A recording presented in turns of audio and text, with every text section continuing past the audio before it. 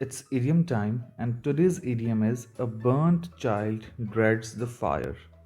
The meaning of this idiom is someone who has experienced some kind of negative or bad situation or a negative consequence will try to avoid making the same mistake or experiencing the same situation again.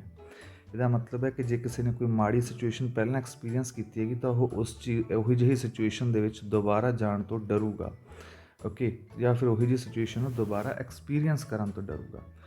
Punjabi ਦੇ ਵਿੱਚ ਇਸ idiom ਦਾ ਜਿਹੜਾ equivalent ਹੈਗਾ, ਇਹਦਾ Punjabi equivalent ਇਸ English ਦੇ idiom the, that is ਦੁੱਧ ਦਾ ਸੜਿਆ ਲੱਸੀ ਨੂੰ ਵੀ ਫੂਕਾ ਮਾਰ ਮਾਰ ਕੇ ਪੀਂਦਾ। ਇਹ ਆਮ ਜਿਹਾ ਈਡੀਅਮ ਹੈ, ਪੰਜਾਬੀ ਦੇ ਵਿੱਚ ਯੂਜ਼ ਹੁੰਦਾ, ਸ਼ਾਇਦ ਤੁਸੀਂ ਸੁਣਿਆ ਹੋਊਗਾ। Now the example sentence for this idiom, after his first accident Sam is quite careful in driving now because a burnt child dreads the fire।